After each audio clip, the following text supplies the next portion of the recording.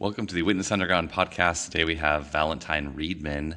He's an incredible musician and also has a background associated with the Jehovah's Witnesses, including going all the way to Ecuador in a kind of missionary fashion. We'll learn about that.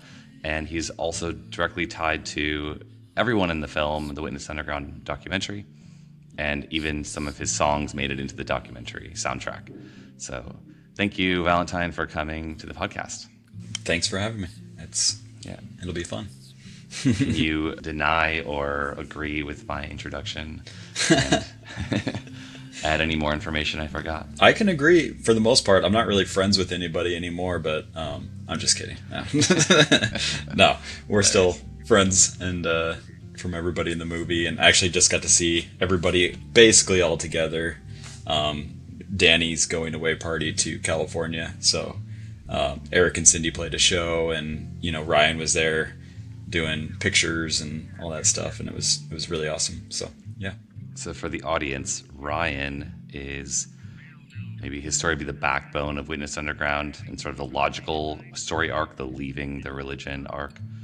And then Cindy, Eric and Cindy Elvendahl, Cindy's the kind of emotional arc where she's sort of like just kind of getting into the music scene, she's like the emotional arc of the film, and then she becomes like a rock goddess. Sort of like an interesting, you have like Ryan's logical demise and then landing, and then Cindy's like emotional, like I'm a rock goddess. Yep. And then High TV celebration. And then Danny is in Cindy's band that came after High TV, Far Out. Correct. And so Danny just had a going away party. Danny's moving to Los Angeles, I believe. Yep. Is that right? Yep. She's there right now. So yeah, very cool. Yeah. I actually met Danny for the first time at the Witness Underground screening at our final film festival screening in Los Angeles. Yep. So she was like checking out Los Angeles. So it's cool to see a little bit later down the road. She's like making it happen. Yep. She just signed the lease on her apartment and everything. So she's like there and like ready to move in. And so yeah, it's pretty very exciting for her. For sure. Yeah. And she has a podcast. And you've been on that podcast, haven't you? I have been on that podcast. Yeah. So hopefully I don't rehash too much or anything. Oh, the internet loves that. What is your association, I guess, in brief? We don't have to get super deep into the religious aspect, but we can. Give us your background with the religion. So I was born in Colorado, which is where my parents met. My mom was brought up as a witness, never got baptized, and so actually when she moved out, she was not a practicing witness. Met my dad, who was never a witness, and I guess I don't know if they ever had any plans on becoming Jehovah's Witnesses, but then they came to the door, and my mom wanted to see what my dad would do, and sent him to the door, and he accepted the literature, and so she was like, "Oh, okay, he might be interested." And maybe he was on his best behavior because she was there. Or something. Yeah, maybe. Yeah, so be nice to those Christians. Yeah, and actually, I don't know if he even knew that she had previously been involved with Jehovah's Witnesses or not. I don't know that, but I just know that the story is that the very next day, the Mormons came, and my dad also took their literature. So my dad was maybe just more looking for some sort of, direction in his life. Okay. Yeah, so I was 2 years old, I think, when they became witnesses, and then grew up in it. That's pretty much my beginnings in being a Jehovah's Witness, and was always encouraged to go further, for sure. How old were you in Colorado before you guys left Colorado as a family? We left when I was 13. So, yep. Okay. Yep. So by that time, I was a publisher and all that stuff. And publisher means you're going door to door. Yep. Officially. Correct. Yeah. Yeah. Like grooming you to be a cult member. And like most of them, I wasn't very good at going door to door, so. Yeah. So at that point, your parents decided to go to Ecuador. How did that all work out? They had a friend, and I guess it was a family friend, that, a couple that had been in our congregation there in Colorado, and they moved to Ecuador, and then we kept hearing all these stories about how nice it is and how fun and interesting. And so my parents sold their house in Colorado and packed us up, and we all went, and like sight unseen, none of us, like, it's not even like my parents went down there to like test it and see if it would maybe be a good fit for us. They just sold everything, and we loaded up as much stuff as we could and just went. And got there, and the culture shock was real for sure for most of us. I think maybe my youngest brother was maybe the only one who didn't need to adjust to it because he was so young. So he was probably 5. There's a couple levels of why people would decide to do something like that. I know for me, it was some part of it was like 2 different parts of me. I went to Ecuador as a Jehovah's Witness after you and I were kind of partying a lot. Yep. In Minneapolis. I consider the Minneapolis experience for those few years I was there as sort of like my college experience. Yeah. Like the kind of interesting people I was meeting, the new relationships I was having, the, I don't know, belligerent partying. And I mean, I feel like there were lots of blackout drunk nights or just like hedonistically drinking too much nights in general. Yeah. But I look back on most of that time with fondness. But it's kind of funny to think that after that, I was like, well, I'm going to go serve the true God of the universe in another country as a representative. I was like, left the religion in months after that, like within the year. Yeah. But for me, it was sort of like one last ditch effort to do something holy. Sure. But also skeptically. And I kind of just wanted to have an adventure. Like the human side of me was like, yeah, I want to have an adventure. And then some part of me was like, well, I want to save face in the faith by doing the adventuring within this bizarre religious framework, because then I get to keep my family or maintain some kind of illusion of my belief system or something. So do you think your parents had any kind of like dual level of like, well, we never had to have an adventure or something because they had kids when they were 20 or something like that? Or what do you think was going on for them? That was probably a lot of it. I remember when we were younger too, my parents having like marital like problems. I remember the elders coming over and counseling them and things like that. And I wonder if in some ways this felt like, a way to rejuvenate their marriage also. Like having kids. Yeah, exactly. And Our like, marriage is going terribly. Let's have babies. yeah. And after the last kid, I think my dad, got a vasectomy so that like they couldn't do that again. And so,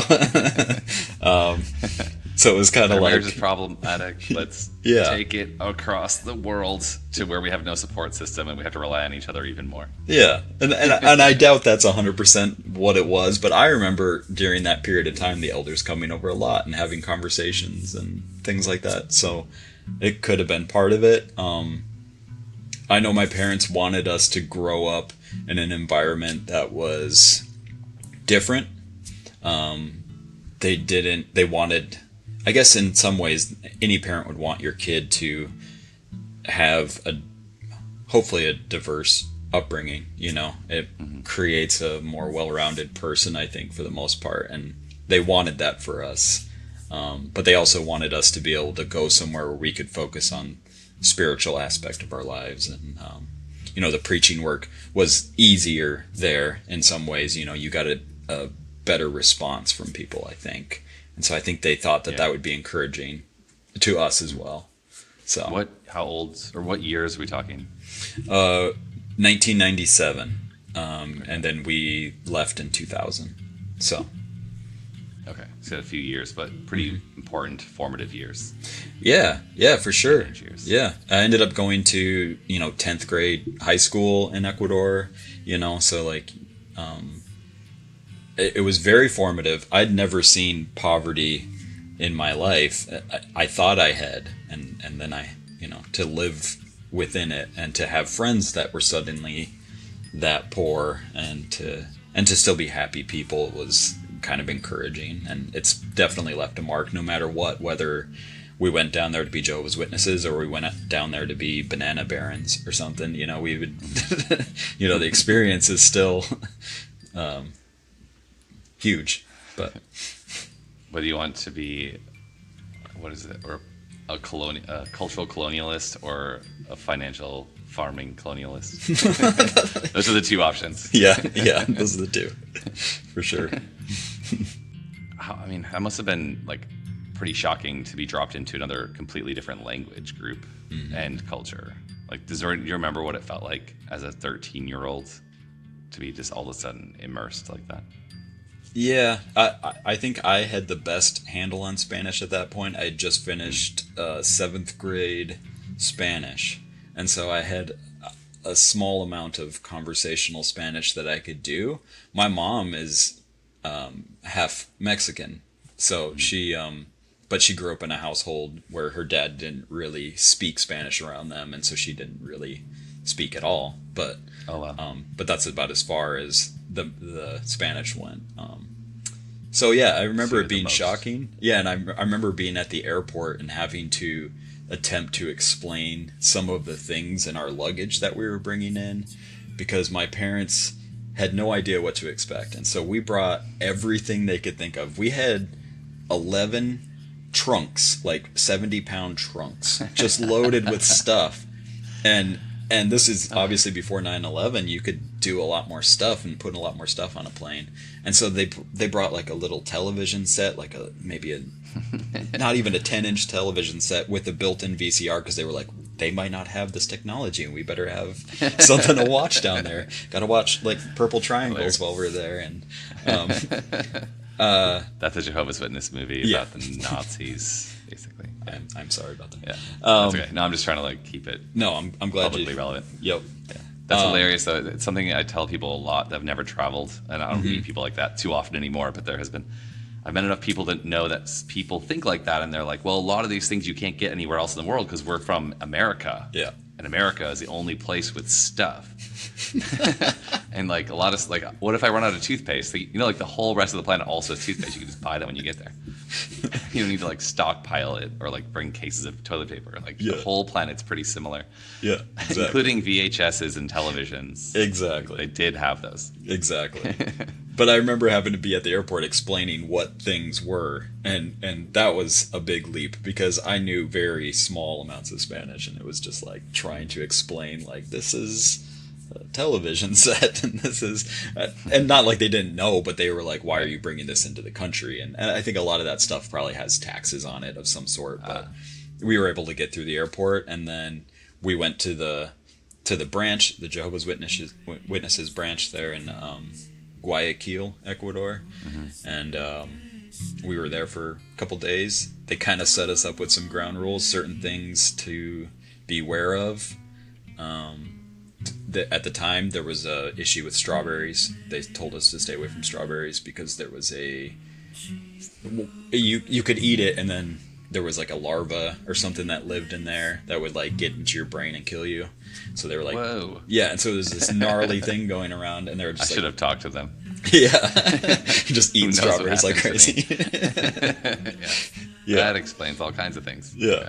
Yeah, so we got our rules, just be careful of certain things, and then we were just basically on a bus. I think we were there for 2 days at the branch, something like that. And we got on a bus with all of our stuff, and 5 hours later we were in the middle of this tiny little town in the mountains, and standing on the side of the road waiting for this contact brother that was supposed to come and meet us, and it was incredibly shocking. It was weird. It was very weird, because you went from kind of being excited about an adventure, but now you're trusting people on the other side of the planet. Exactly. You're trusting people you've never met to come and show up and be there and bring you to your apartment.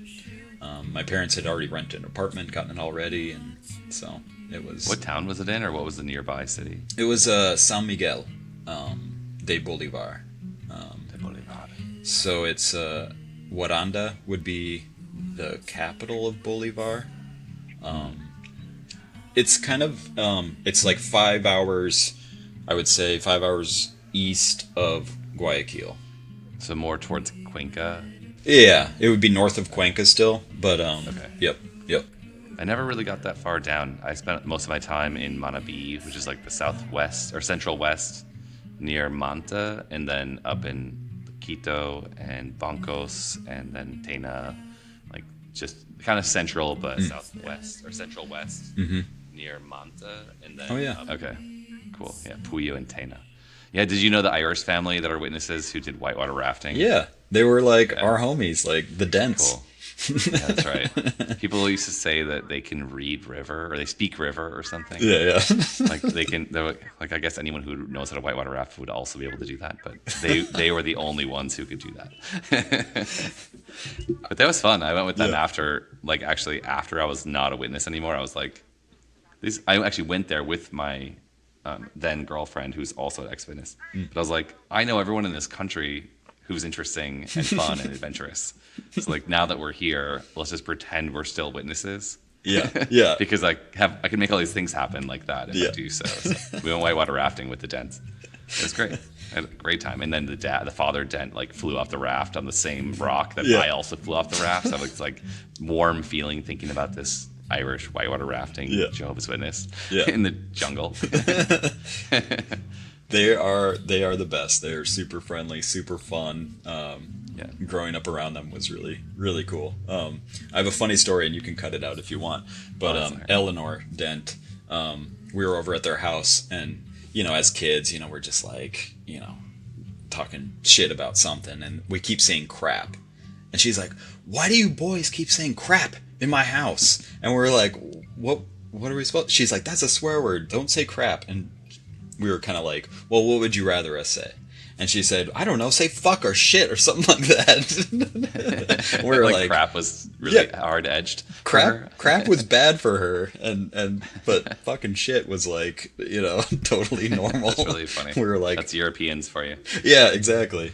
And they were just like, Braveheart's their favorite movie, and all this stuff. Like, they were watching Violent. stuff that was way Rated more R violent movies. than we would watch at home, and they were like, cream of the crap. Apparently, there's all different. I mean, every country or every region of the world has their own lines. Like, Yeah. for example, like the big issue in Malawi was that people are going to prison as like basically martyrs for the religion because they couldn't buy a 50-cent political card because that would be like against God's thing. But in Mexico, you could bribe someone $20 for the exact same thing, and it was like, I don't know. It was double standards, right? Or like in Europe, you can have a beard, but in the States, it's Yeah. like you're obviously like a Satan worshiper if you have a beard in the United Yeah. States. Yeah, definitely. Like, why? I think it's the same way in like the Caribbean and stuff. Like beards and stuff like that are okay, but for some reason in the United States and probably other places, yeah, the facial hair is scary. It's so bizarre. Yeah, yeah, You brought when you said your family got dropped off on the side of the road and you're just like waiting around for your like contact person. Mm-hmm. It sounds partially. I have a whole vision immediately of being in like Riobamba or Ambato, like on the Yeah. side of the volcano alley. Yeah. It's one of those high mountain places, and it's like there's a lot of people living in that region, but there's not a lot happening, and you could be on the middle of the highway or on the highway, and it would just feel like you're isolated from the whole world. yep, And people are on horses, Yeah. and indigenous Quechua people walking around wearing traditional outfits that they handmade. yep. Like, it's a whole other world you're sort of dropped into. Yeah, that's exactly it. Like Riobamba is a good example.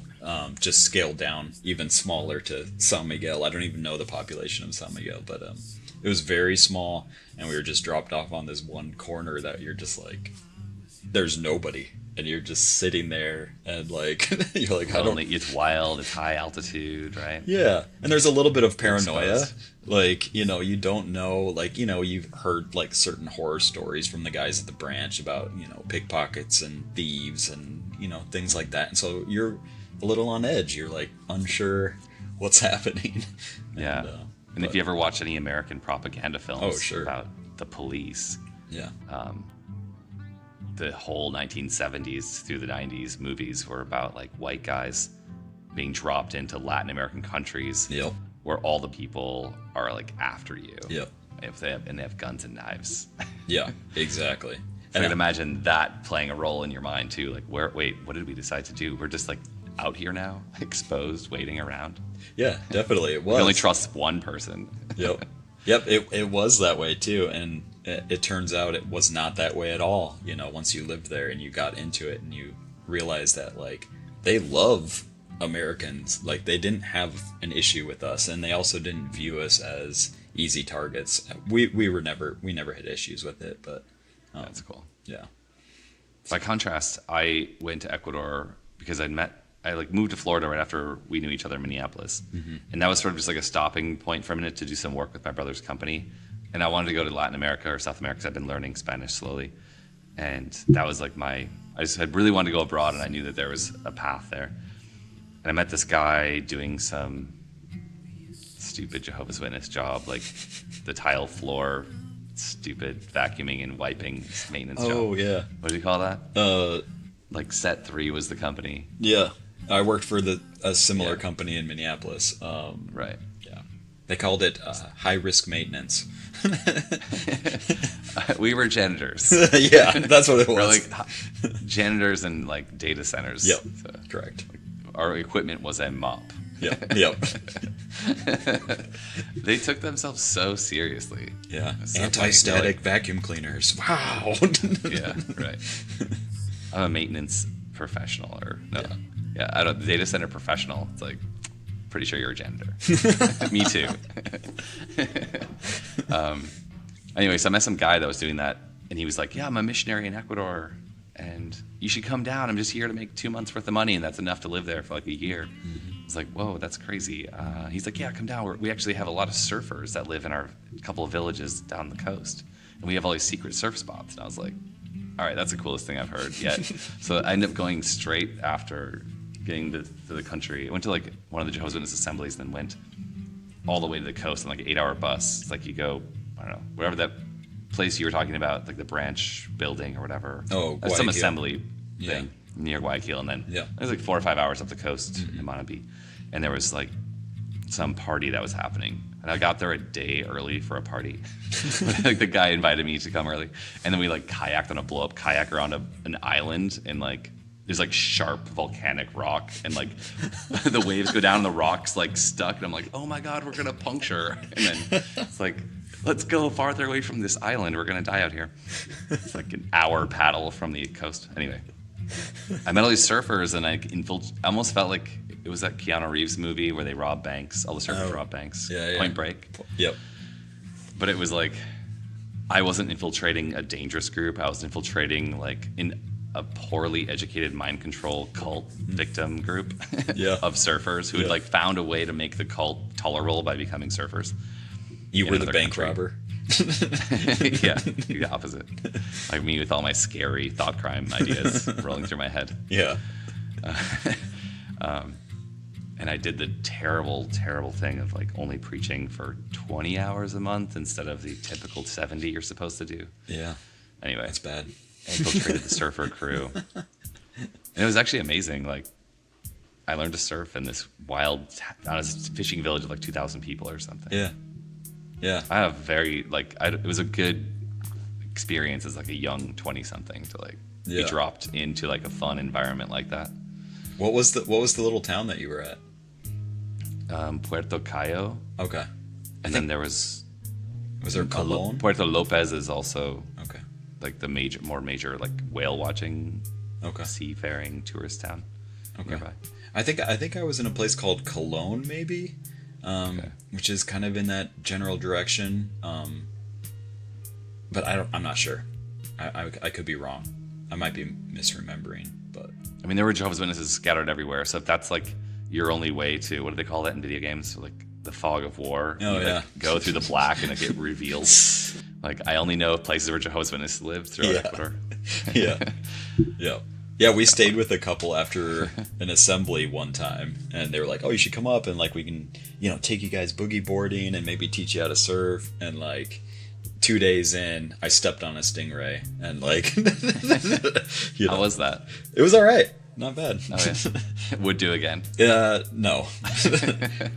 I think I was very lucky because the other story that they told us was another brother who was there got it through his calf muscle.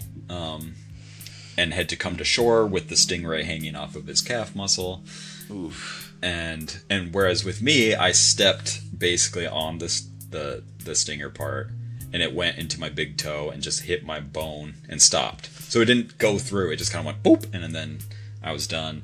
My leg swelled up, and I was done for the day and freaked out that I was gonna lose my leg. But kids are, babies. So Yeah, you're a teenager, huh? yeah, I was a So all this is 13 to what, 17, 13 to 18? 13 to what month did we move? We might have moved when I was still 16. It might have been previous to because I think I turned 13 when we were there. I think 13 to 16. So yeah. Okay.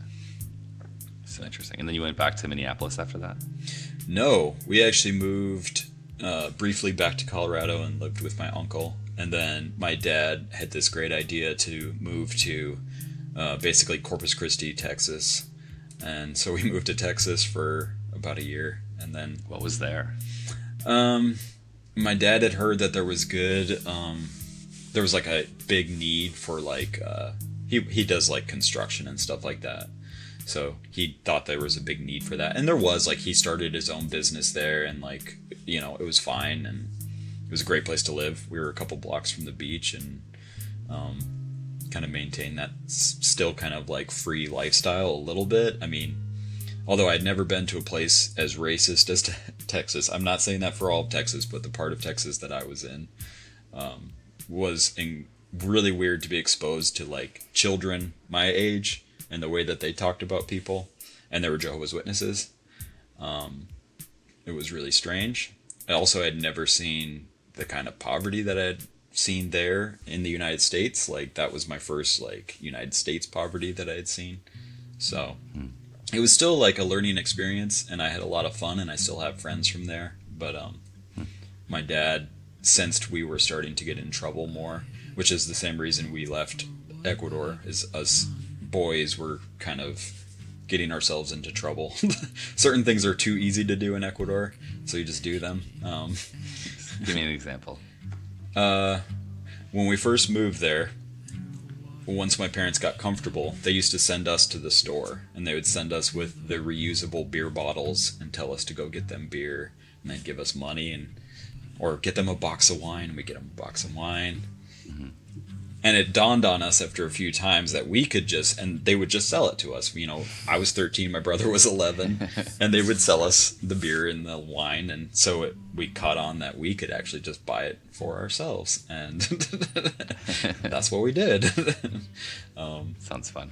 Yeah. And so you kind of started getting into that stuff, you know, the bad association thing, you know, you're kind of around, you know, other kind of Westerner witnesses who are used to getting away with a lot of things.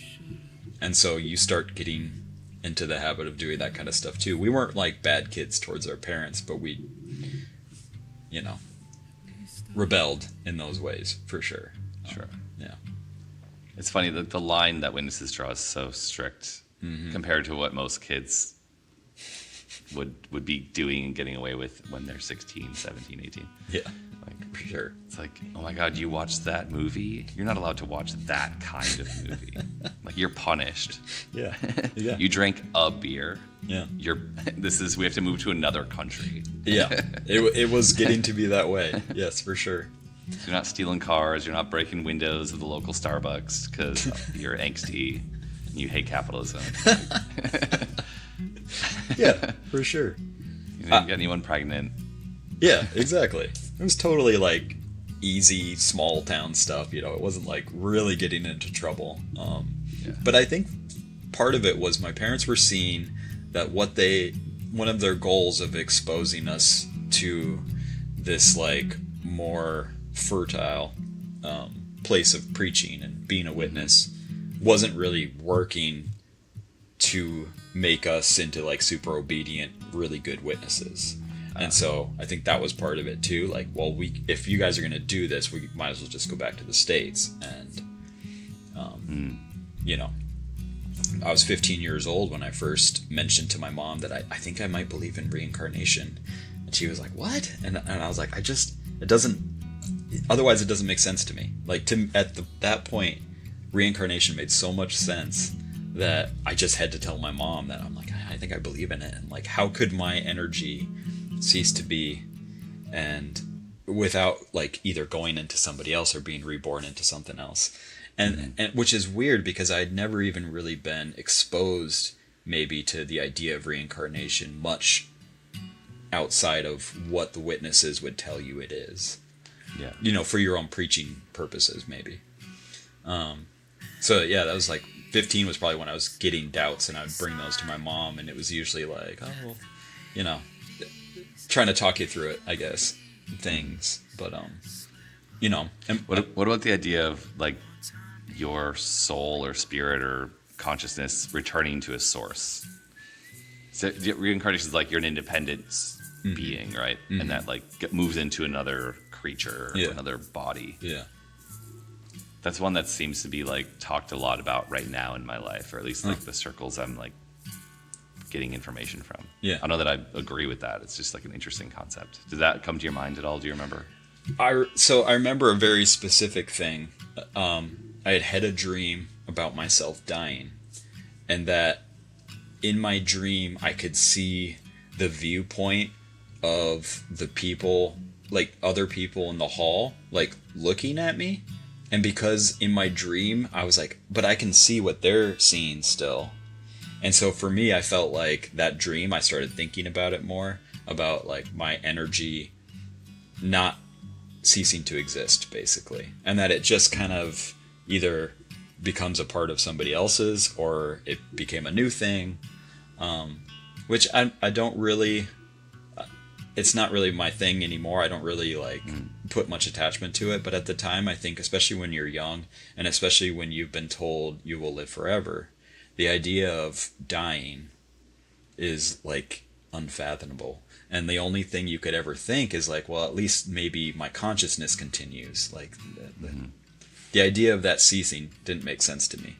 So it makes more sense now, but it's also strange to, like, when you're a kid, you also feel invincible just because you're so young, right? Like you heal quickly, you bounce back, you break a bone, it heals. Like you feel invincible in a way.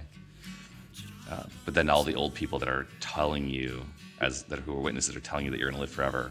And like, check out this book. It says millions of people that are now living will never die, but it was written in 1920. And you're like, but all the people who read that died.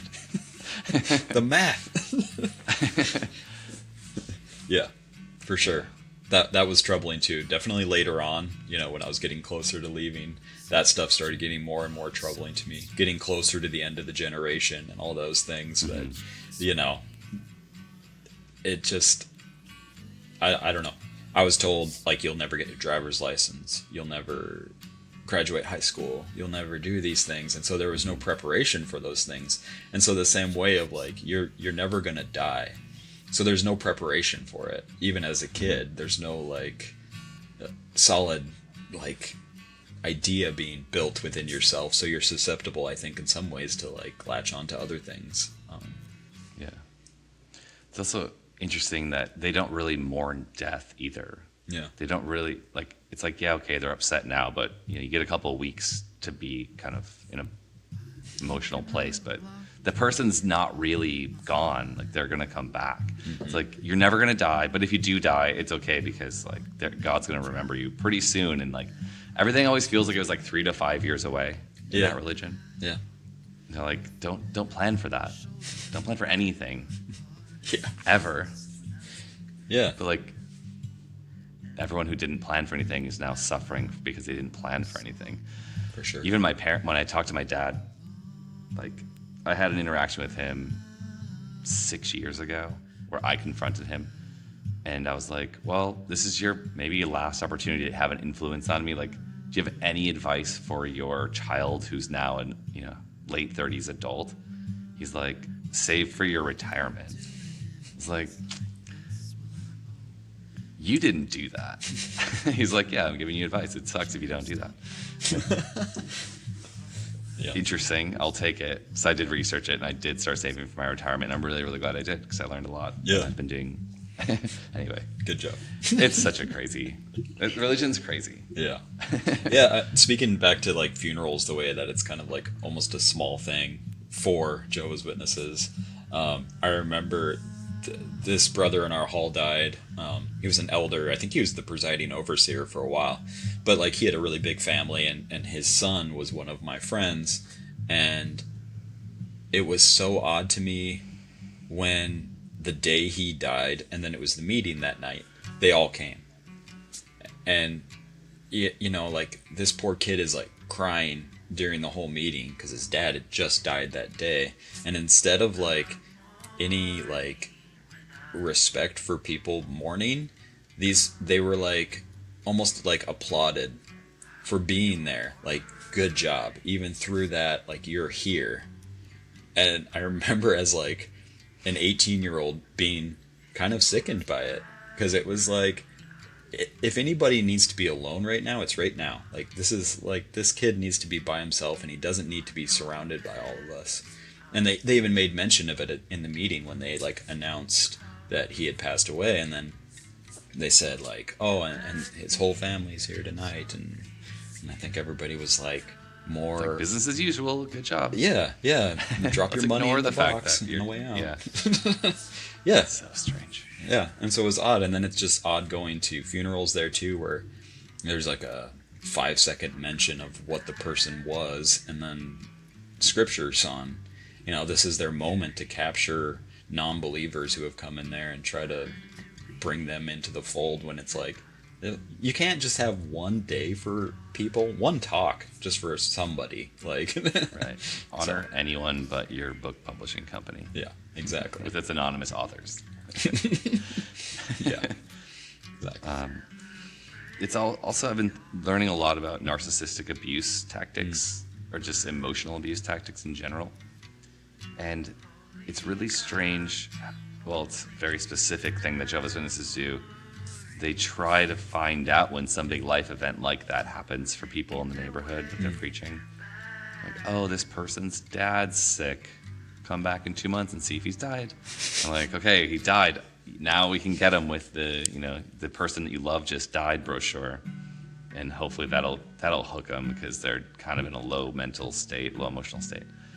It's sort of it's like finding someone's vulnerabilities and then twisting them to your own ends is like an abuser's tactic, and you're sort of waiting for that moment where you can, I don't know if grooming's the right word, but you're sort of like coercing them into being manipulated or something. Yeah. I wish I had the right terminology for it, but yeah, they definitely go for people who just had someone who died. Yeah, that makes sense too. I mean, in some ways that's the way it is going on some of these missionary work things. It's like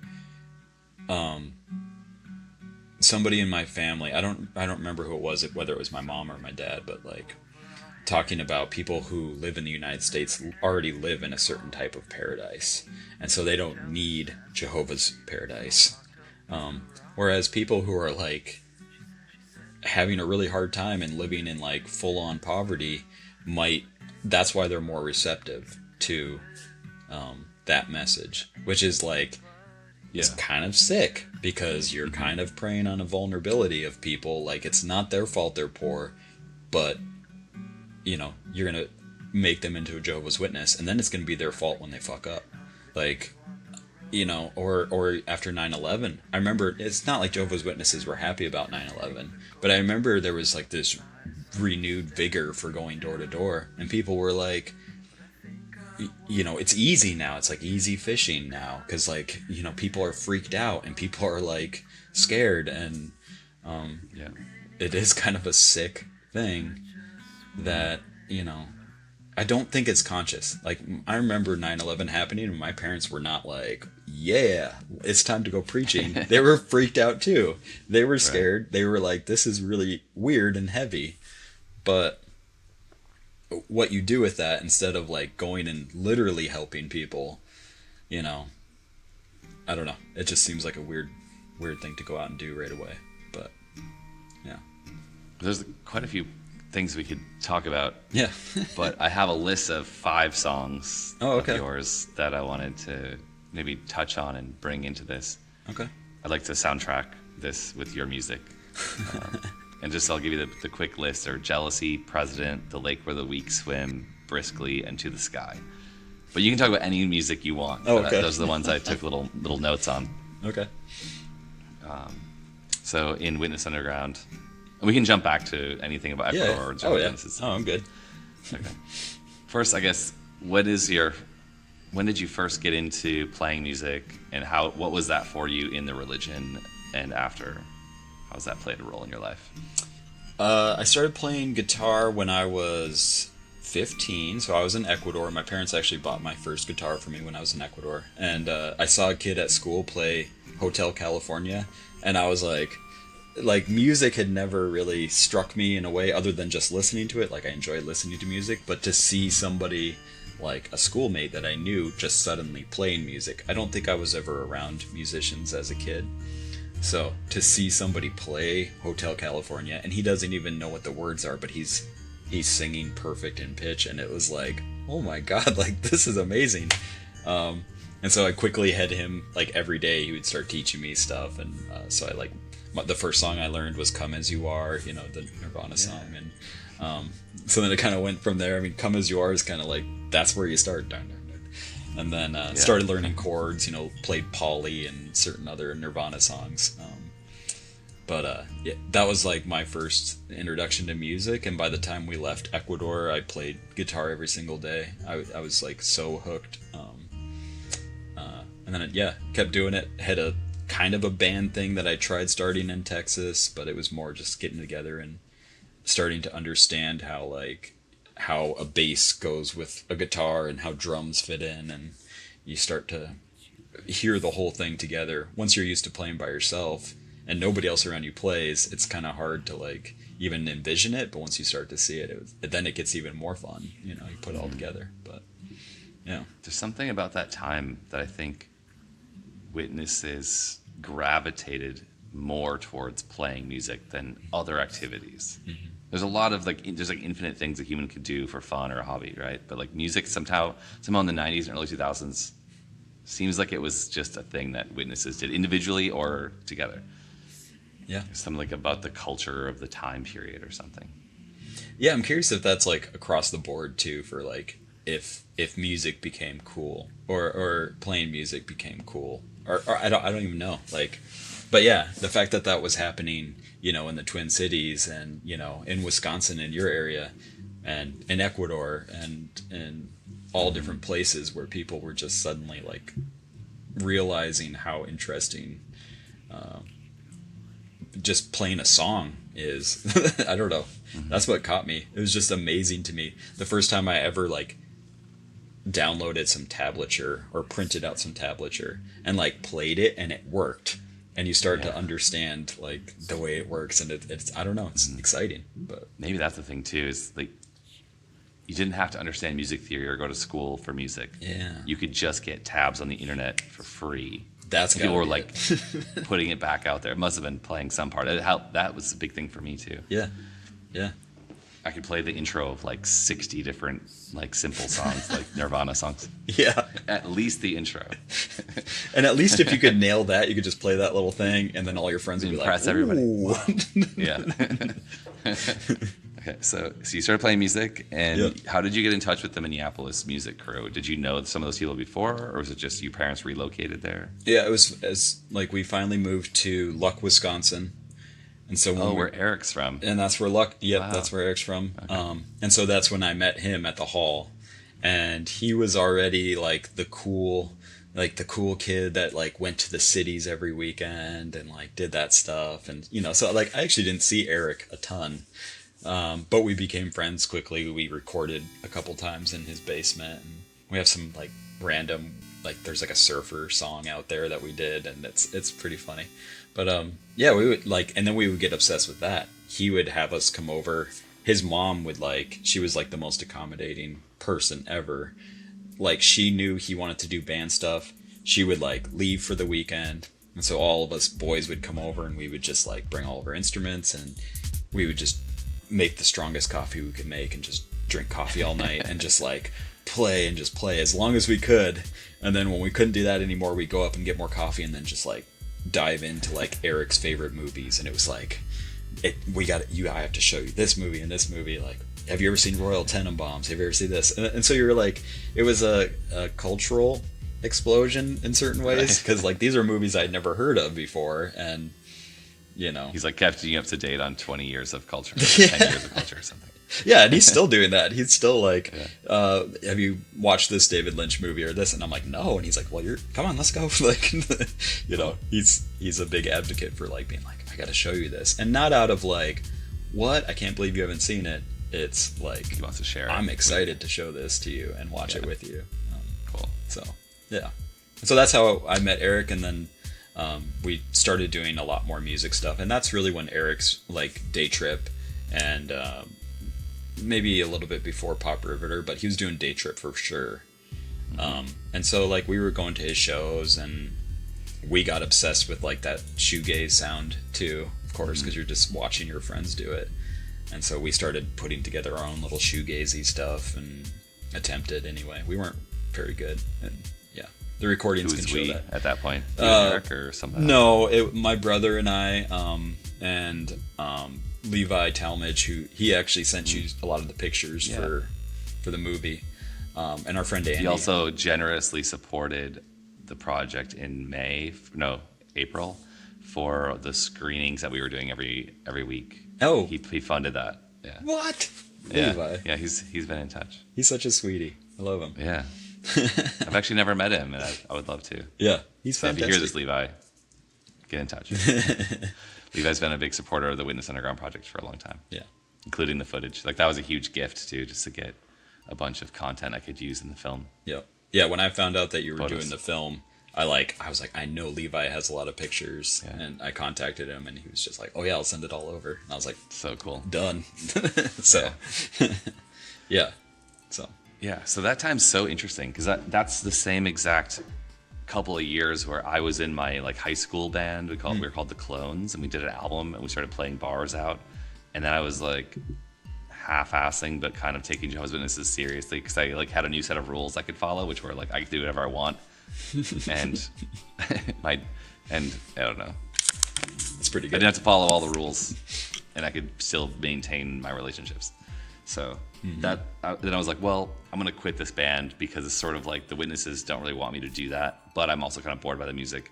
But I also want to make my own music, and then those guys helped me record my album, and then I like enlisted Jehovah's Witness artists I was meeting, because like that year when I was like 19, 20, I was like, do you guys want to play? This is my music. Do you want to be my like bassist, my drummer, and that happened. And then we started playing my music to like graduation parties and stuff. And then I met this whole crew in Minneapolis with you guys. But it's like a vibrant thing was happening in my life, and I was like, there's a whole community of people doing the same vibrant thing. That's so cool. Yeah. I was surprised. Yeah, for sure. The way that you describe it, even in the movie, I guess maybe it's not even described.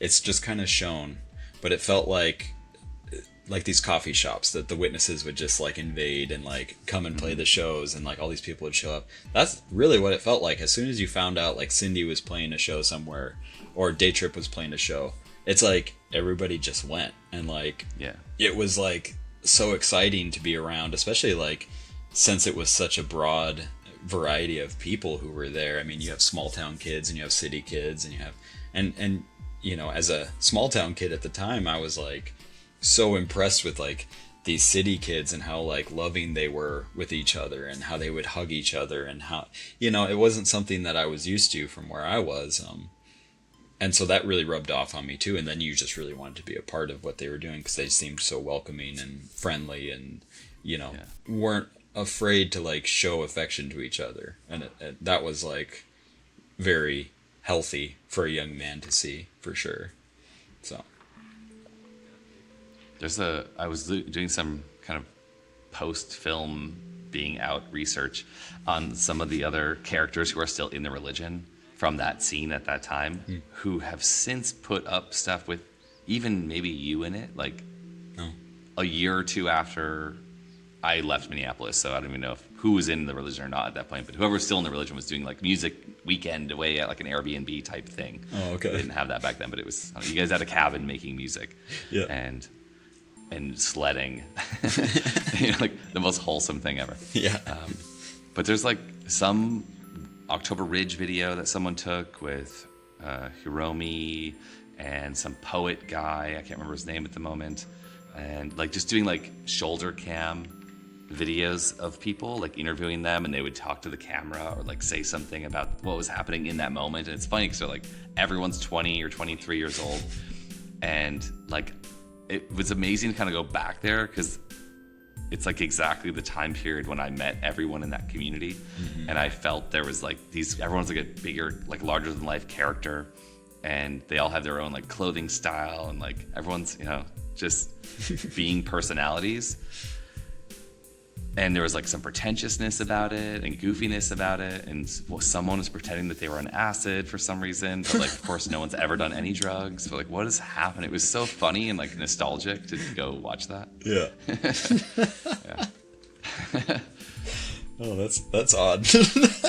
Overall, a pretty vibrant community. Yeah, very vibrant. Yeah, and it's kind of true too from the movie. Like when you would where Chad would talk about, like, yeah, I'm in day trip, and like kids coming up to him at the assembly and stuff. I was probably one of those kids, because like I kind of like wasn't really close with Chad at the time yet, until we were like basically in the same congregation and stuff. But like, like seeing people like that was like minor celebrities, and you get excited and you're like, look at that guy, oh man, look at that cool like sweater he's wearing. Kind of whatever. Like we all had cool thrift store sweaters. Exactly. Like you had to start looking like everybody else. All right, it's time to go to the Goodwill. Like, you got to be thrifty and cool looking. Get a Conor Oberst look. Yeah, exactly. On us. Yeah, for sure. Yeah, it's funny. Different times. Yep. So of all the songs on your two albums, you have I mentioned you on the GW Thoughts channel with Wally Barnett, which I watched. So your links are on there for Blueskys. Yeah. And so I've got you got your SoundClick songs, and there's 7 songs on there. I get the impression that like you made all those as singles. They weren't like a body of work or an EP. Is that correct? Right? Yeah. The majority of those were like, other than the Briskly song with Eric, the majority of those songs were done basically in my parents' basement on a tape cassette like recorder. Your own personal studio is what I'm hearing. Yeah. That's what it was. But I used to like songs like Jealousy. That song is like I recorded that on a cassette, and then I plugged it into my computer at the time, and then recorded it onto the computer, and then I played it in reverse, and then I played the guitar one more time over the top. So that's why it's kind of like it's cool. But that's the one that ended up in the soundtrack for Witness Underground. Yeah, I love that song. Yeah, I love that song too, and I love it because I didn't know what I was doing recording. Like, it's not like that was one of my first songs that I ever recorded. And it was like the process of figuring it out was like so fun. And I liked recording like that. And I've actually told Tasha, my wife Tasha, that recently, was that like I want to get back to recording, but I want it to feel still really like raw and like unfinished in a way. I want it to feel like a challenge to do it. But yeah, so yeah, that those songs from my SoundClick are a lot like that. They're just very early. So yeah, there's another one. It's called To the Sky. Oh yeah. And I have this feeling, I've thought this before, and I just wrote it down today when I was going over your music again. Because I tried to include like all of these songs in the soundtrack at different points of my 3-month soundtracking like emotional experience I went through. Because I want to get them. It's like so important to me, and I keep telling people like that's probably I wouldn't say it's my biggest creative contribution to the film, but it's like the most difficult piece that I feel like I nailed it, but it was really, really hard and like a crazy emotional journey personally to use the community's music to tell this community story in a way that I felt like wasn't just there because you guys made this song so it fits. It's like, no, it emotionally feels right for the theme, even if it's not the person talking who made the song, but like the emotions fit the story and the vibe of that speaker at that moment. To the Sky did not make that cut, but it has this Jealousy made the cut, and so did Briskly. But To the Sky has this funny thing to me, and you can tell me what you think of this, but it feels like almost okay. I'm gonna describe this idea. Okay. In the 1960s, they made futuristic looking cars like the Jetsons, or they made like futuristic furniture, like we are future people, right? So like now you look at designs that come from the 1960s, and you're like, oh, it looks so 1960s. But for them, it was like, we are in the future now, right? Yeah. Totally. So I have this vibe from To the Sky that's like 90s futuristic. Yeah. Where it has these like blips and beeps and like dee doo dee dee doo doo, like these like telephone beep sounds, and these like scratches and like fading in and out tones. Somehow it feels like we're in a robot simulation from in an AI future, but it's like now it feels like the 90s. I love it. I want to go with that for sure.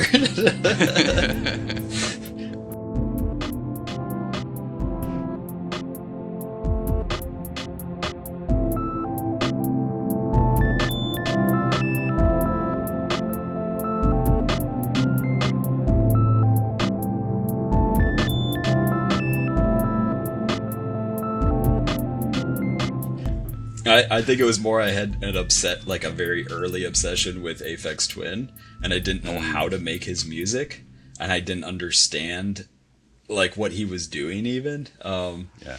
And so it was like, I love Aphex Twin. Yeah, it was trying to the like Window Licker EP was amazing. That's like the best one. Incredible. Levi will probably disagree, but he's Well, he's did, huge Aphex Twin fan. So Oh yeah. yeah. Then what came before that was like it's like 1985 to 1989, like 2-album, 40-song set of like weird shit, right? Yeah, totally.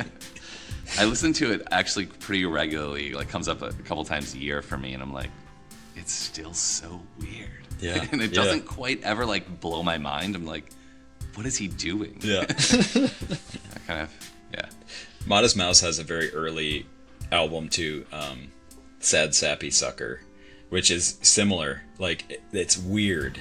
Like you're not like blown away, and it's not good, but it's just kind of like I still listen to it sometimes because I'm like, wow, it's so odd. Like some of the songs they do and some of the choices they make, and you're just like, well, it's people like figuring music out and figuring, what they want to sound like. I did see a machine pop up on some, I don't know, shop or like, you ever look into the Eurorack equipment that you can get to make your own analog synthesizers? Oh, like yeah. You get these like PCB cards that stick into a rack, and they're slotted, and you have to like cable everything over and turn knobs, and that's an instrument somehow. It's like the original synthesizer. Yeah. So someone had like the original handmade Aphex Twin circuit, and they had like made a replica of Aphex Twin's own homemade handmade electronic circuit that he was making to make music in the 80s and 90s. So he was like an electronics. Yeah, right. Yeah, me too. I'll play with his weird toys and make music that doesn't quite make sense. Yeah. My ultimate goal. Right. Cool. So that's to the sky. I do appreciate the feedback on that. I love that. That's I mean, yeah. It's a complex song. There's a lot going on in it. That's a compliment. Thank you. I like that. I mean, I would love to put more of the quirky stuff in the film, and I did try. It's just, the emotion didn't fit, but the music would have been great. There's some other bands, like one guy just came out of the woodwork, Anthony Mathenia. Did you ever meet him? He was on St. Louis. I don't think he was so. at one of him and his wife played at the October Ridge. Okay. But he's been like hermiting in Arkansas for a long time after doing a lot of creative stuff far after leaving the religion. But I tried to put some of his band's 6 After 2 stuff in, also very kind of, it was just didn't fit emotionally, but it was cool stuff and quirky. Yeah. He's actually just told me he's going to try to do like a reboot. So he's like working on rebooting that exact project inspired by watching Witness Underground. Oh shit, that's awesome. It's pretty cool. Yeah. I mean, to see what happens there. Yeah, hearing all my friends' music again definitely, when I saw the movie for the first time, did the same thing to me. It made me want to like get back to recording music and like, oh, why did we ever stop doing that? Like, we just got busy and we just don't do it anymore. But or as much anyway. So when you were saying when you were in Ecuador and you played like every day for hours, like I had the same thing as a teenager. Somehow that outlet made sense and everyone was cool with it, and I loved it. Like I dove into it and I would play for an hour or two a day, and I felt great. It's like an act of being present, which is so mentally healthy. For sure. There's nothing quite like it. I'm having dreams recently this week, even like I'm trying to play a song and record it, but there's like some heavy equipment moving all the time, making all this noise. But it turns out I woke up and there's like a huge backhoe next door out the window crashing into cement for hours. but like I'm still just trying to play guitar. So like my internal world like wants me to play music. Yeah. Totally. I know the feeling.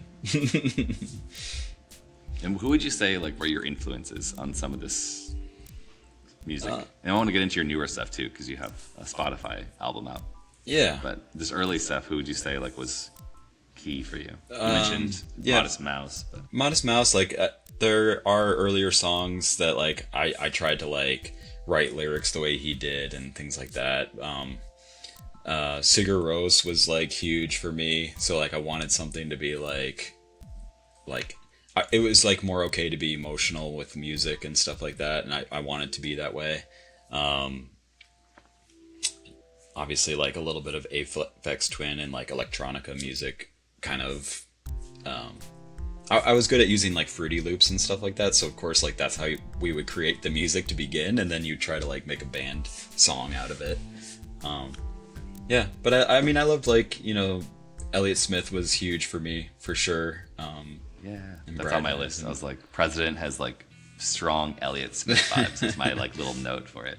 Yeah, I mean, if I had to say anybody has influenced me any more than Kurt Cobain, it might be Elliott Smith. And other than that, I mean, it doesn't really come out in my music, Kurt Cobain, but to make me interested in music, for sure, Kurt Cobain. But yeah, yeah, Pinback. I was super into Pinback for, well, still am, but there was some songs I think on the album on Spotify, the Go Die one, that I think I'm doing 2 bass guitars, so similar to what Pinback does for a lot of their songs. But yeah, cool.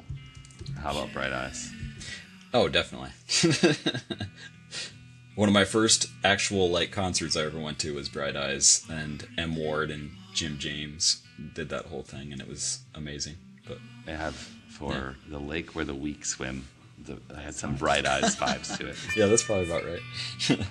With President, I wrote, there's a stark instrument, but it's like, what is that instrument you're playing on that? Do you remember that track? Oh, I had somebody in the hall let my roommate Clint Rowan, I don't know if you know Clint, let him borrow their banjo. So it's a banjo. It's a banjo. Yeah. I've never heard a banjo played quite like that. Yeah. And that cool. I like it a lot. I had like my whole idea with President was it's actually about President William Harrison. I think that's the right one. There's 2 Harrisons. It's one of the Harrisons. And it's about him because I grew up on Harrison Street in Colorado, and so I thought, oh, it'd be kind of fun to like mask a feeling of growing up behind his actual life. Like it would talk about him in a log cabin drinking all alone, and that he died, you know, from pneumonia, so water in his heart and his lungs, and so it's like about him, but it's also about like growing up and like yeah. But I thought like this would be a great idea. I should go through like all the streets whose presidents' names I've lived on and just do each one and just do like president number 2 and, you know, like just kind of go through them. There's a musician who had a goal of making an album for every state in America. Sufjan Stevens. Sufjan Stevens, yeah. That sounds like an inspired by Sufjan Stevens kind of. It probably is a little bit. Yeah. Okay, I love Sufjan Stevens. Yeah. I just found like I was writing a lot about the same things, and I was like, I need to get myself out of that and just like, and not just write about being sad or being hung up on a girl. You like want to like have a topic, and so like creating a topic for yourself is like so inspiring to like give yourself like material that's already there to work with, and that you don't have to like make it out of your feelings and stuff. That's really interesting. So it kind of creates a mask where you can be a different character. Yeah. You're not you representing your emotions. You're this other character, and that other character can have their own emotions. Exactly. And it's not me feeling that way. It's him. That president, the drunk president in the cabin, he felt that way for sure. I don't. Do you think there's anything there that was you sort of wanted to be distant from it in case, because people are watching you in the religion, like getting too close to you, like, oh, this guy's making music, does he have some mental health issues, or is he too emotional for us? Right. We need to get rid of him. Was there any of that, do you think? Or is it maybe your subconscious being affected by that, or is that just way off base? I was definitely very conscious of what I was writing, because I knew there was a possibility that, it would be played for other witness friends and other witnesses that I didn't know. And so there was definitely, I remember asking Eric one time about one of my songs. I don't remember which one, but I think I say hell in it. But I'm not saying like going to hell or anything like that, or like, I think what I say is like, she's going home to a coffin in hell. And I asked Eric, I said, do you think that that's inappropriate for like a witness song? And he said, and he was like full on leaving at that point. And I guess I didn't really realize, but he was like, there's nothing wrong with just using the word. It's not like you're, subscribing to the idea of this being someplace that people actually go. And it's like, I just remember like feeling really subconscious or self-conscious of what other witnesses were going to think of my music. So I definitely was masking a lot of things in that, for sure. Did you ever code any of your lyrics, you think, to like hide the ideas you wanted to express from active witnesses who would be looking in? Not that you were trying not to be a witness, but like trying to code it so that they wouldn't pique their spidey senses about you having your own ideas. Yeah, I think so, because that album Go Die, I was still witness for another year. So I just saw it on Spotify like last year, or 2 years ago you put it up. It doesn't let me date it. So that one was 2005, I think, and then 2006 I just put up a new one a couple weeks ago called Your Old Bones. That one's from 2006. So that was when I was living in Minneapolis. Which would have been around the time that I actually met you and like hanging out with Ross. That's actually when I was living with Ross. You might have taken over my spot. Were you living off Lake Street on like? No, I was living on the or something. Nope, I was on the Colfax house. So okay, Colfax and 26th. But I remember that place. I remember that place. Yeah. Right. Yeah, we partied there. Yeah. But yeah, so I think you came into my life kind of near the end of my time in Minneapolis, like late 2005 or mid 2005 or that something. Sounds right. Yeah. Because I left like January 1st, 2006. Like I wasn't there that year. Yep. That's on my adventures. So that year I was still in St. Paul, but that's when Eric started bringing me up to Minneapolis, or over to Minneapolis, and would just be like, gotta hang out with these people. And he's like, have you ever heard of the CC Club? And I'd be like, no. Now I have. Let's rage. Hilarious. I love it. That's where he wants to take you. Yep. That was definitely like Eric's kind of ramp up to like his true potential. Yeah, for sure. At that point. Well, and he was just like, do you want to like go to the CC Club and you want to talk to some interesting people? And I was like, sure. And so you started mingling with people like Ross, and then like Ross was living with you at the time, and you start like seeing all these people with like the ability to have a conversation about deeper things. And it started to become like, it was my second awakening of like, you see music and you understand, and you're like, wow, this is like amazing. But then to like have people who could have a deep conversation, are willing to be like skeptical about a thought and like debate it, like that was fun. Like that was like a new thing for me too. So yeah, I love that. I thought that community that I had found in Minneapolis, although there was moments where people were like, okay, that's going too far, they were still like, I'll see you next week. Like smash one more glass bottle because we just got all of our frustrations out in the rage room, and then like, all right, we'll see you at book study, and then we'll do this drinking thing after and talk about our true beliefs again. We did that for like a year. It's like that community of people was like pretty open-minded, even though they had their own personal like, okay, some things are going too far, guys. I still love you. Usually it's like you've gone too far in like your first time you've had a free thought, right? And like they're like, I'm never talking to you again, I'm reporting you to the elders. And these guys were like, you can say anything you want and I'll keep all of your secrets. Yep, exactly. And as long as you don't throw up at the party, it's not considered drunk.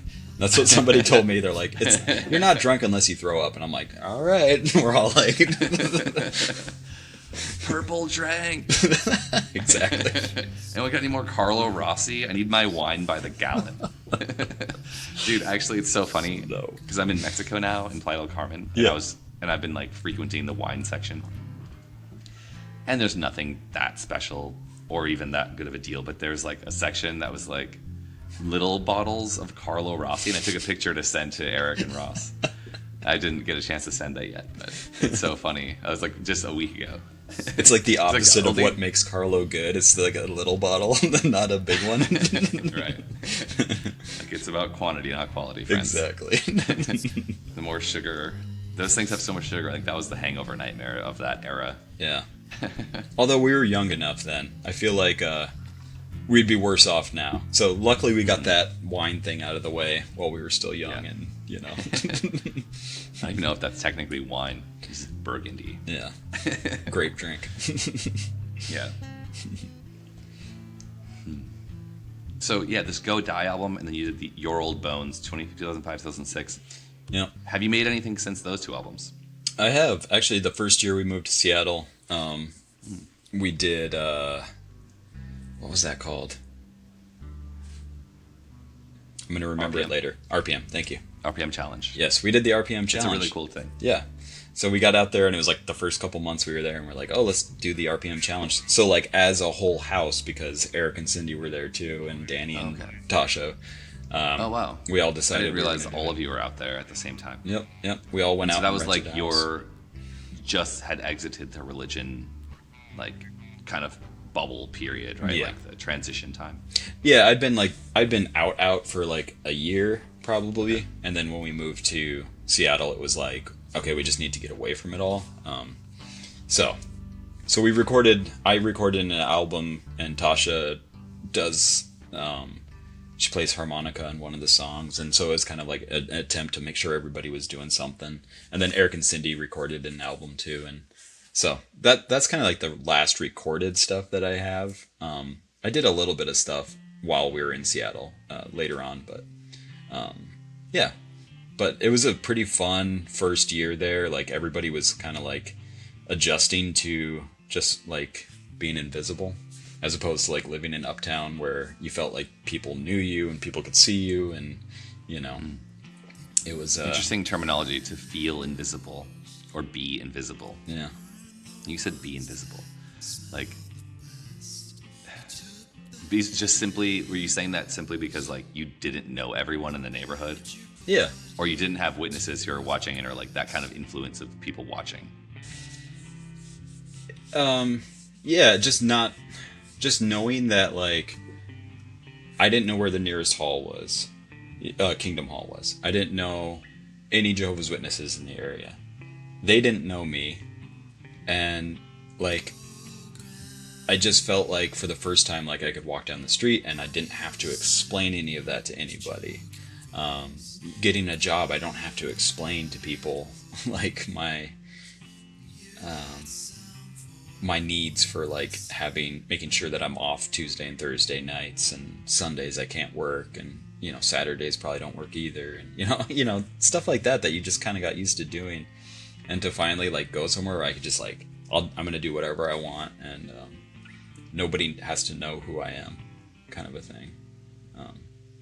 Eric had this like, and I won't say what was said because it was like kind of offensive, but like one of our friends, when Eric was first leaving, drove by him and screamed obscenities out the window at him because he had like left being a witness basically, and like, you know, and he was a witness, this kid that had yelled that stuff, but he was just trying to be funny.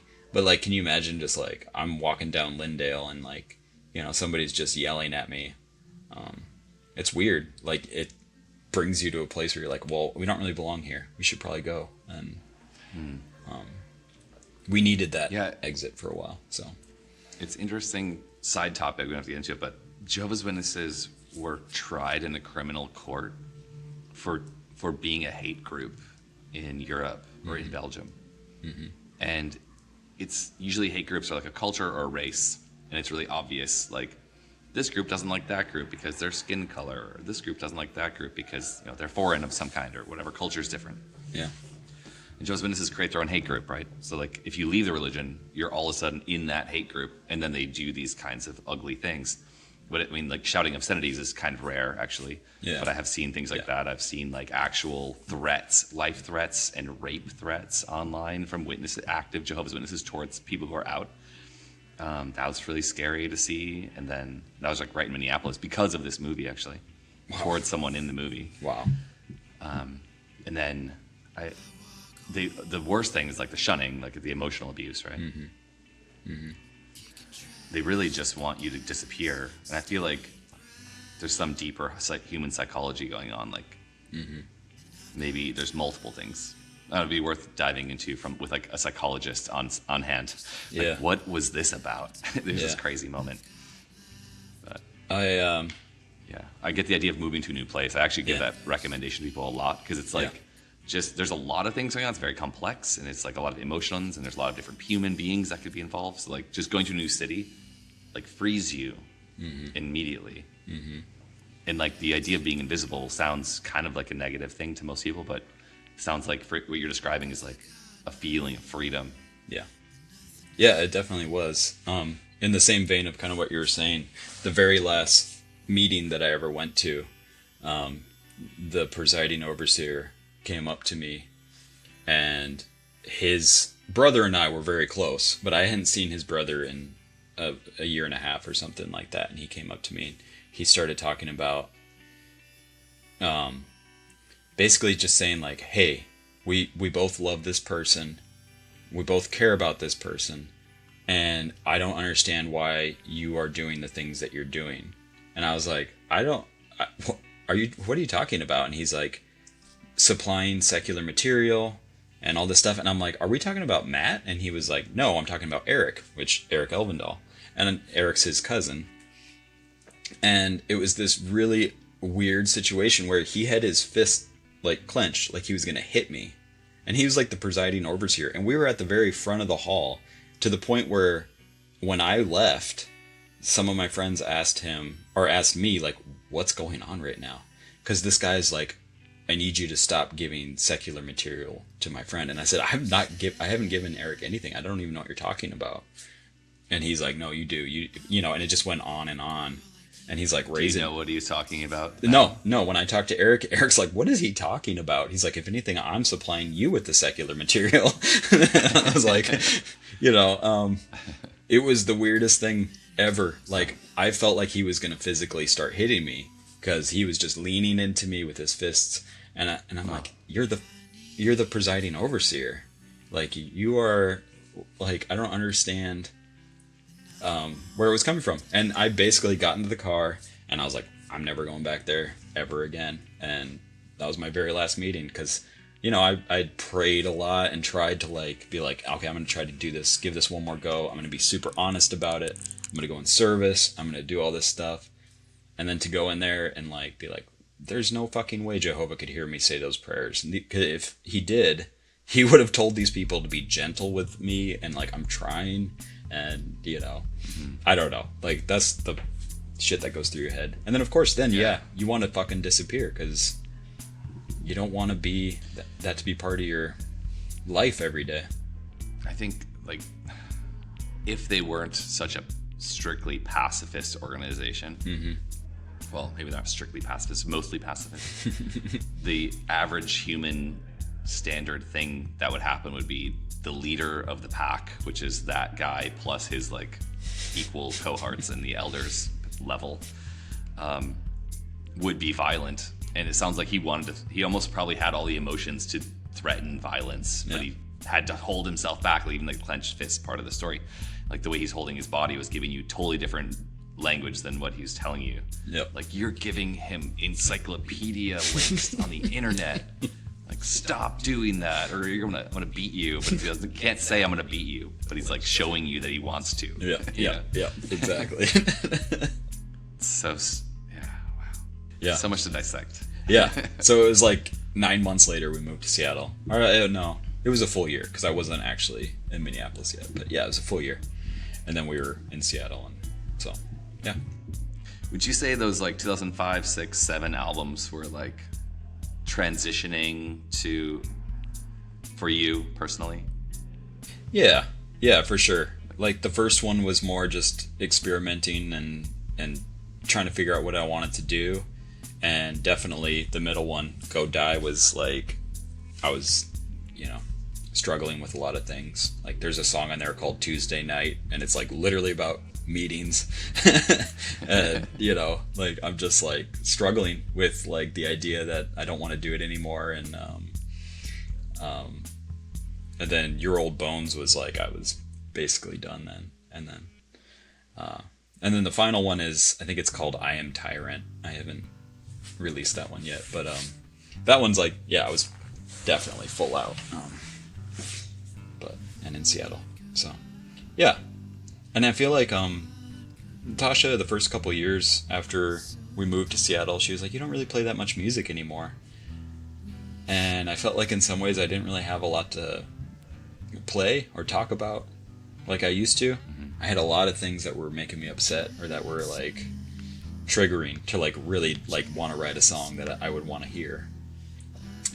And I had less of that. So, and now it's like maybe a new inspiration to like write music because it's good for me. And so hopefully I'll follow through with that. I've been playing around a little bit, but how do you feel like it's good for you?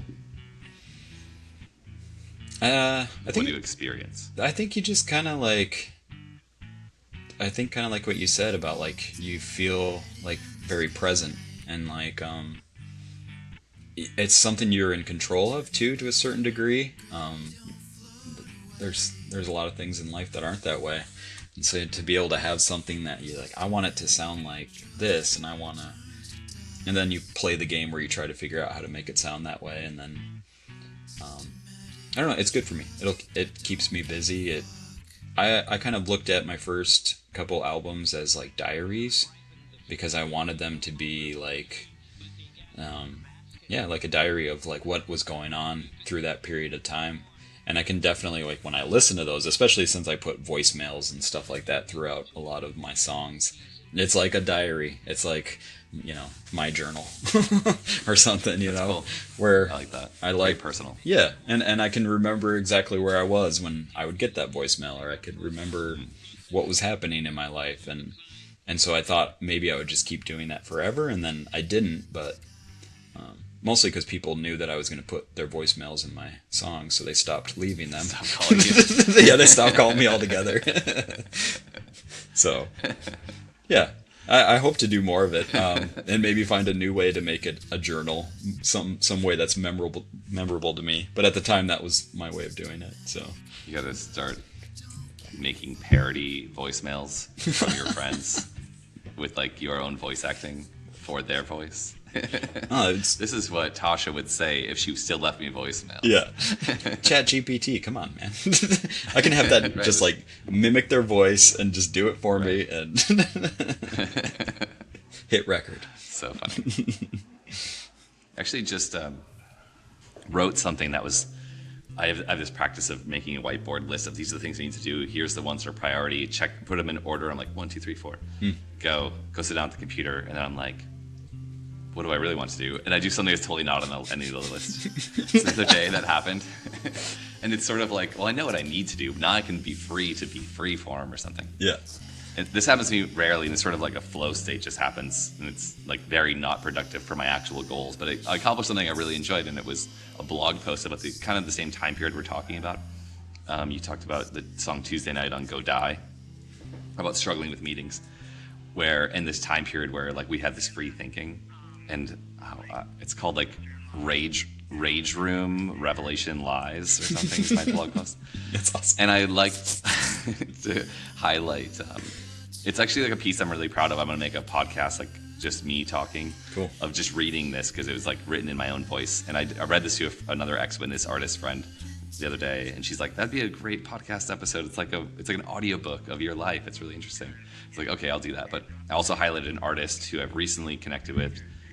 The Bloody Tuesdays, and I like absolutely love the interview I did with him, highlighting his music and art. All of his cover art is pulled from the Revelation book. Yeah. And when I was in Minneapolis during that time, we all knew each other, and with that music scene, we were studying the Revelation book for the third time. Now that book's not even available from that religion because it's filled with so much crazy shit.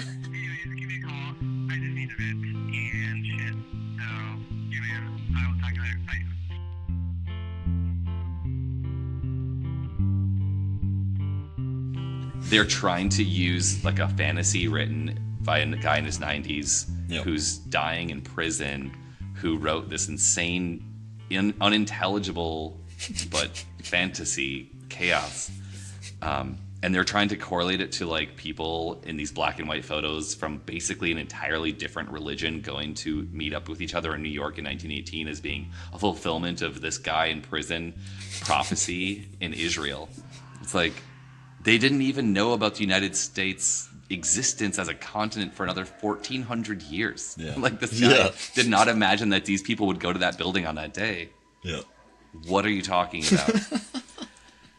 Anyway, so then we would like go home and like drink way too much wine while talking about what we really believe. We'd like go in our church clothes back to my place and then drink and then talk with the Bible open. Well, this verse here says this, and I don't agree with what they're saying about 1918 and the founder of this religion dying or whatever the thing was. Then we'd like throw our glass bottles down the basement. I don't know if you ever heard those stories, but like it was really fun to write about it because it's such a moment of freedom and like what brought us like an interesting reputation in that city. Yeah. Yeah. The Revelation book is an amazing thing. Our first coffee table when we got to Seattle, we all cut pictures out of the Revelation book and glued them all over this coffee table. And so it was just like this collage of the Revelation book, and it was just beautiful that like me and Tasha carried it for like the next 3 or 4 years until it finally just kind of fell apart. But it was like I was like, I feel like we should still keep the top, and it was like, it's just time to go. But that's amazing. Yep. There's a woman in Perth, Sarah Riches. She did the original poster for the film Witness Underground. She does that with the same literature art. Pumps out incredible stuff all the time. Mm-hmm. But I imagine this table had a picture of the Hydra, the seven-headed dragon, being tossed through space into the Earth's water or fire, like a fire, right? Of course. It was definitely a lot of the imagery of like sinners getting like wiped out, kind of a thing. Because we were those sinners at that point, and so it was like, wow. Oh yeah. We got represented in art. How great is it? Yeah, let's have fun with it. Yeah. Maybe you could do me a favor. Sure. First time watching Witness Underground, what was your experience? Do you remember? So someone who's so close to it. Yeah. Which one? The first one or the the final? The main film. Okay.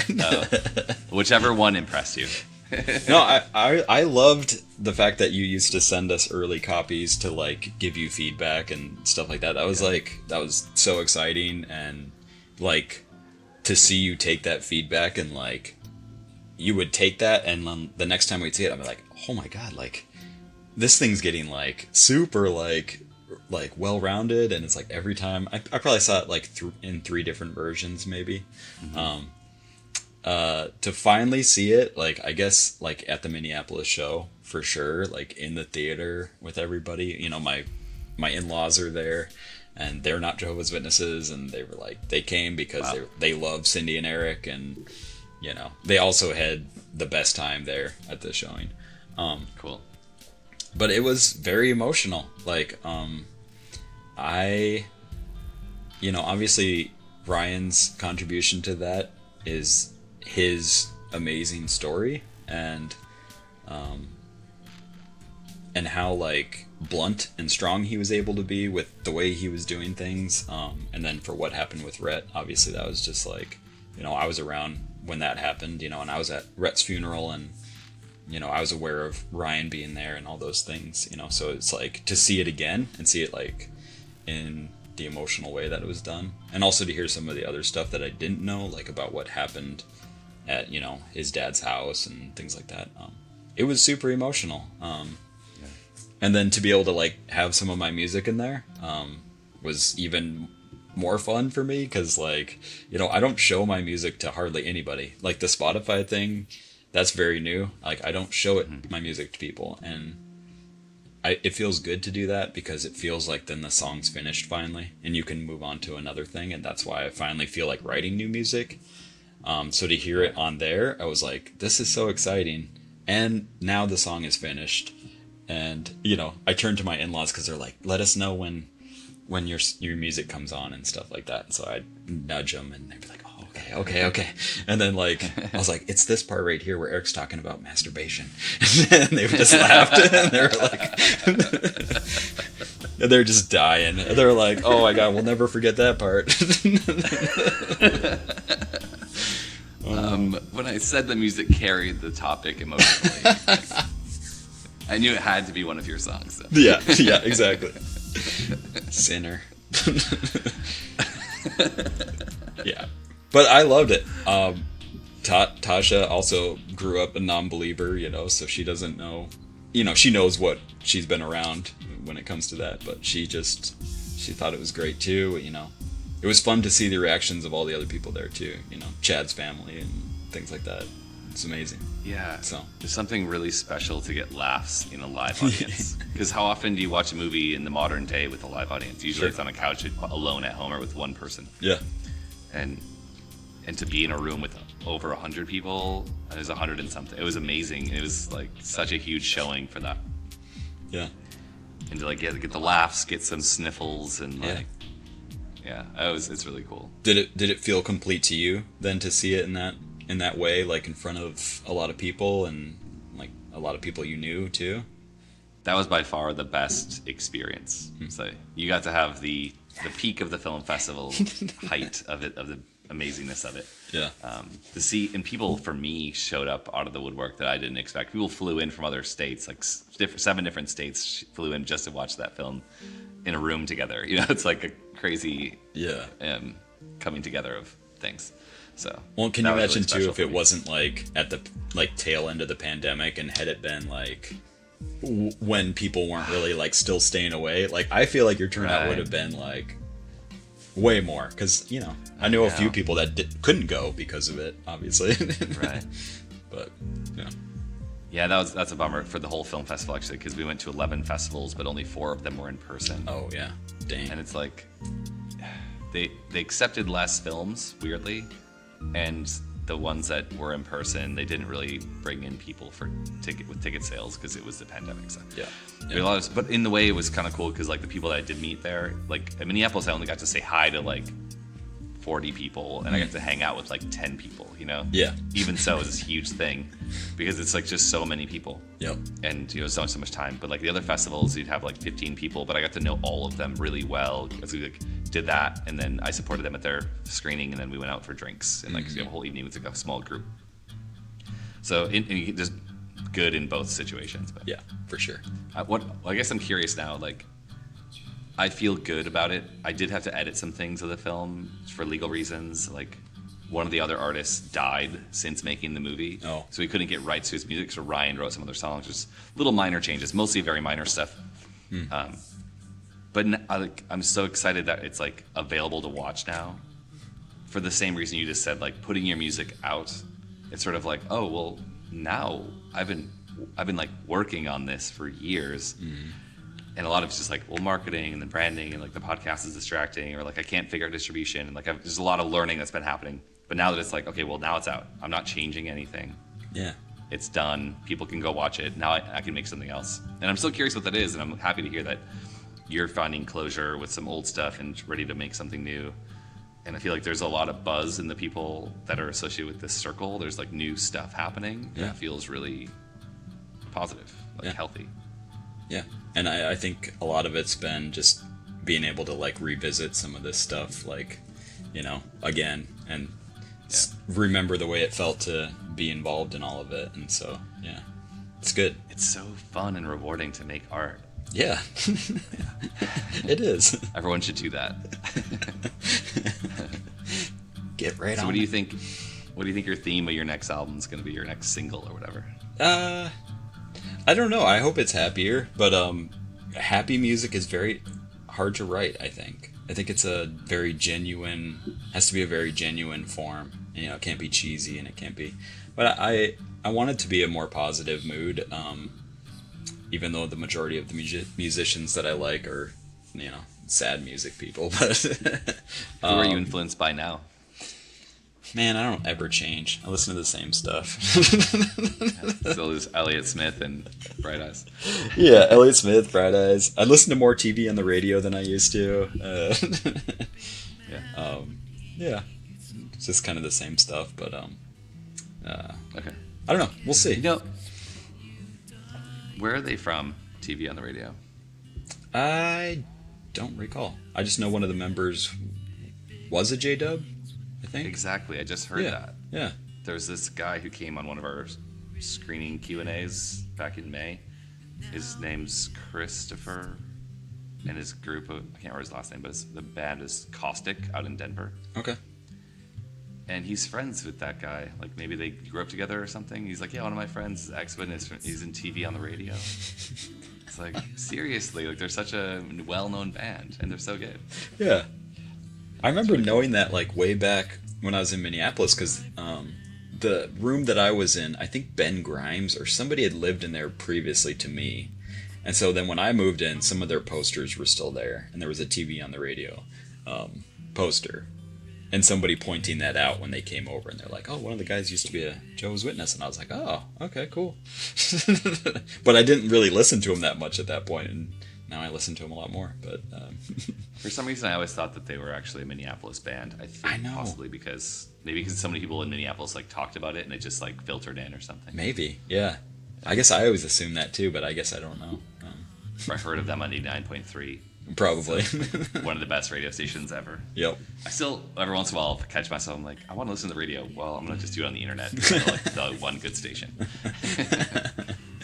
Yeah, for sure. To the current.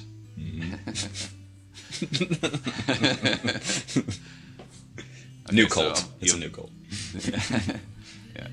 So of all the sad music you listened to back in the early 2000s, you added TV on the radio. I think so. Any other genres that you've influenced you since then, or have you kind of stayed in the same zone? Kind of the same zone. I guess, Tasha really introduced me a lot more to Built to Spill, which I know that's not a very far stretch, but, there's been bands that she's introduced me to.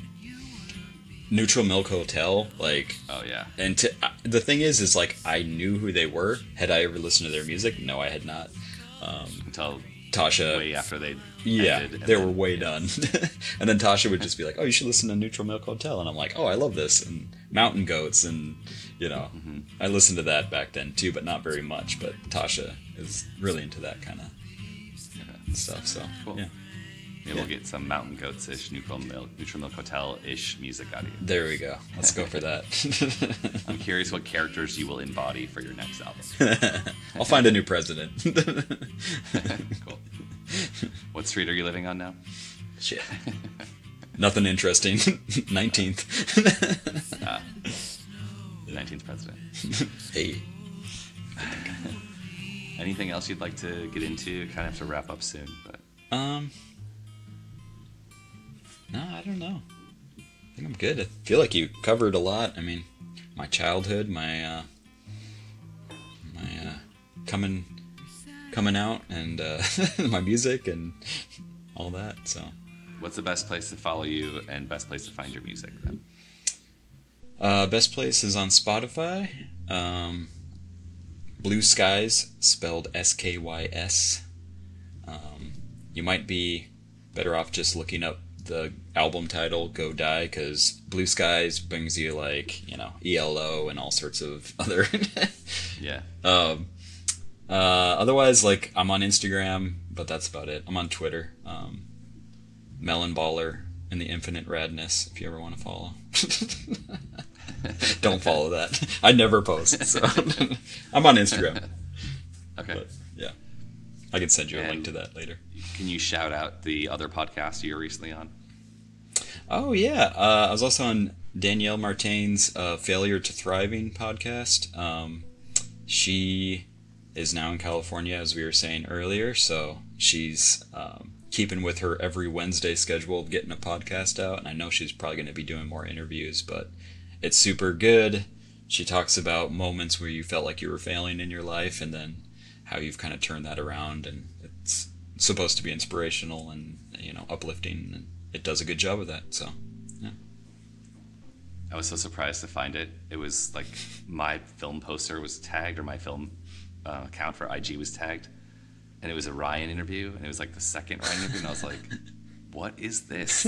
I looked and I was like, literally everyone who's in my movie, not everyone, almost, like a lot of people, half people in the movie, and then like a lot of people adjacent to the movie, and some people who was on the soundtrack. I was like, there's an entire podcast that's like inspired by Witness Underground, kind of. I'm making a leap here, but she's out there stealing your so shit, happy. I love it.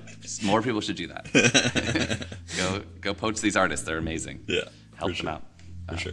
But yeah, it was fun. I was like, well, I have to listen to that and binge it for 2 weeks straight because I need to catch up. I did not know that she's been doing this for 6 months. Yeah. And it's really good. I've enjoyed it. Yeah. And I didn't really know her, so I'm happy to support her, and I'm happy she's doing that. Yeah. And I wish I was that regular. Putting out a podcast every week is a lot. Yeah. You need like a team for that. Yeah. She would come and hang out with us. She doesn't. She does it by herself. She would come and hang out with us on like a Sunday and be like, I gotta go home because I have to start editing now. So it's done by Wednesday. And then it would be like another interview. Or she'd do like 3 interviews on a weekend and then just have 3 lined up and just edit. And then that way she could take a little break and like, but yeah, she's doing great. That's cool. She's been keeping also, another shout out for that show is Cindy did the vocals and probably the songwriting. She did for the intro and outro. Yep. And it's awesome. Yeah. It's like Cindy's this genius at melody and like getting the lyrics to hit a topic so clearly. I love it. And knowing her, she probably like whipped it up in like, 30 minutes, and she's like, "Oh, just do this little thing," and because that's how she writes. I've written songs with her before, and it's like she's like, "All right, I'm ready." On that note, the reason that the film exists probably at all is because in 2014, like, when would that be? 8 years after leaving their religion and being disconnected from this community, I randomly hit up Eric and Cindy, and I was like, I'm involved in a 48-hour film project in Vietnam, and we need a soundtrack, and you're the only people I know who can possibly pull that off. And like 12 hours later, they're like knocked out of the park 2 amazing songs that blew our minds to the point that I've re-edited that film to be like nice because it has like their music is so good in it and it's perfect. And then after that, I was like, I had this other thing I want to do. Do you guys want to like, can I use some of your music for the soundtrack? And that created the XW Coming Out series with all their music. Yep. And then it became this thing. So like they were easy to work with and fun, and their music's amazing. So I'm happy shit is still happening. Yeah. And that community is still, part of it, big part of it. For sure. It has been a pleasure, Valentine, Valjo. Thank you for coming on the show. Thanks, Scott. I really appreciate it. It's good to catch up. Yeah, it was awesome. All right. Will everyone follow Valentine on Spotify? Album Go Die by Blueskys. As well as he's got another album coming out, Your Old Bones, and maybe TBD, I Am Tyrant. Maybe. We'll see. Okay. All right. Take care, Valentine. All right, man. See ya. See ya.